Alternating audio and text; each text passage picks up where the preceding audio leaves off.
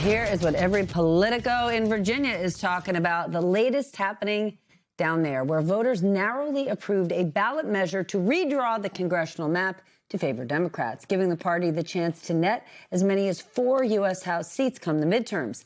This is the 7th state to take up mid-cycle redistricting since Republicans urged it by Donald Trump. He started the trend last year down in the state of Texas, and tonight's vote is a big step in the Democrats' effort to win control of the House. Joining me now, a man who certainly knows how voting works, Larry Sabato, director at the Center for Politics, UVA professor and presidential historian. Professor, I'm so glad you are with us tonight in your home state of Virginia. What is your main takeaway?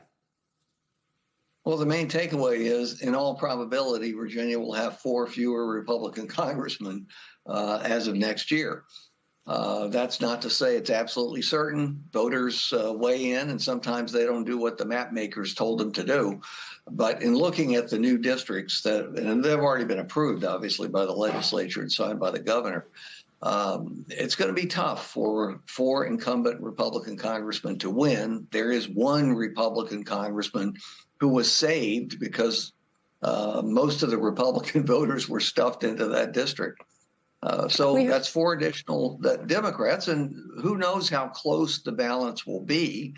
It's hard to believe that it would turn out as close as the current House is, given the conditions of war, high prices, gas going sky high, et cetera. But if it does turn out to be close, those 4 seats could make the difference.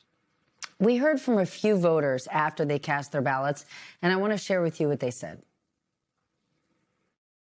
I voted no, and I look at the history of voting in Virginia, and it's been fairly balanced, and I like that. I like the competition between the 2 parties. I'm just opposed to gerrymandering because I do think it is the voters that should make the decisions, and I don't think the politicians should try to engineer an outcome. I am a Democrat under engineered Republican control. I voted yes, as many people have said, to level the playing field. It was not started by us. Are you surprised by these answers? No, they've obviously been listening to the debate and watching the TV ads. We had more TV ads for this one referendum than I think we've ever had for candidates in any candidate election. Look, there were actually a fair number of Democrats who were very troubled about this. Most of them voted yes because they wanted to send a message to Donald Trump and the Republican Party. Trump started this. It's really about Donald Trump. But also, Democrats have said many frequently that 2 wrongs don't make a right. They don't like gerrymandering. They're not used to this. They didn't want to continue it, but they felt they had no choice. I also know Democrats who voted no because they were so troubled by the idea of gerrymandering themselves. I don't know. I haven't come across any Republicans who voted yes. So when you look at 52-48, which it looks like it's going to turn out to be in the end, you got to remember that is close, no question about it. But some Democrats voted no, and almost no Republicans, as far as I can see, voted yes. So it isn't that massive a collapse from, say, Abigail Spanberger's 15-point victory last November. Well, many Republicans are going to be angry about this outcome, but they control Congress. If Republicans do not like this partisan gerrymandering, can't they just stop it? They can ban it. Yes, I suppose that's technically true. They could find some way to do it. An interstate compact would also do it, Stephanie. You could have states signing on to that, pledging not to have mid-decade redistricting. That's the method that I favor. I think it's a terrible idea. I think having it once a decade is too much because there's so much fighting and polarization that comes out of it. But we're stuck with this.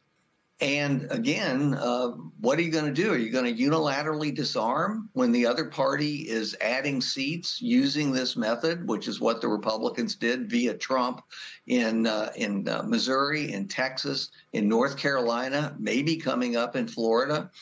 You can't just sit there and do nothing. And that's basically what most Democrats decided to do. They decided to vote and say, we're not unilaterally disarming.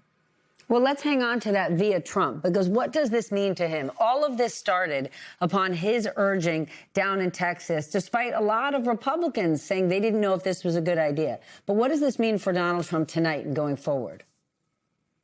Well, he's never concerned by anything, but he ought to be concerned by this because he probably just lost 4 seats. It's a direct result of what he started.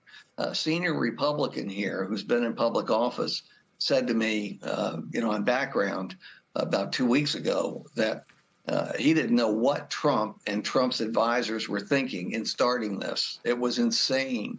It was as though Trump and the Republican advisors thought Democrats would do nothing. And sometimes Democrats do nothing.